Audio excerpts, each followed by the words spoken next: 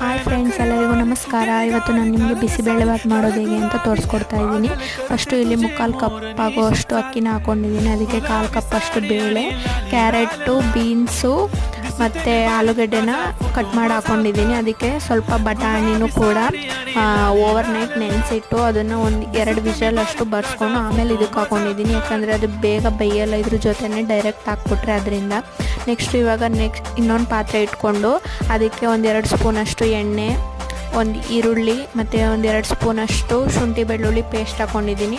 ಅದು ಸ್ವಲ್ಪ ಫ್ರೈ ಆದಮೇಲೆ ಅದಕ್ಕೆ ಟೊಮೊಟೊ ಮತ್ತು ನಾನಿಲ್ಲಿ MTR ಬೇಳೆಭಾತ್ ಪುಡಿನ ಯೂಸ್ ಮಾಡಿದ್ದೀನಿ. ಮತ್ತು ಒಂದು ಸ್ಪೂನಷ್ಟು ಗರಂ ಮಸಾಲ ಮತ್ತು 1 ನಿಂಬೆಹಣ್ಣು ಗಾತ್ರದ ಹುಣಸೆಹಣ್ಣು ನೆನೆ ಹಾಕಿಟ್ಟಿದ್ದೆ, ಅದರ ರಸನ ಹಾಕ್ಕೊಂಡಿದ್ದೀನಿ. ಇವಾಗ ನಾವು ಆವಾಗಲೇ ಬೇಯಕ್ಕಿಟ್ಟಿದ್ವಲ್ಲ ಅಕ್ಕಿ ಬೇಳೆ, ಅದೆಲ್ಲ 1-2 ವಿಷಲ್ ಬರ್ಸ್ಕೊಂಡ್ರೆ ಸಾಕು. ಇವಾಗ ಇದನ್ನು ಚೆನ್ನಾಗಿ ಮಿಕ್ಸ್ ಮಾಡಿಕೊಂಡ್ರೆ ಬಿಸಿಬೇಳೆಭಾತ್ ರೆಡಿ.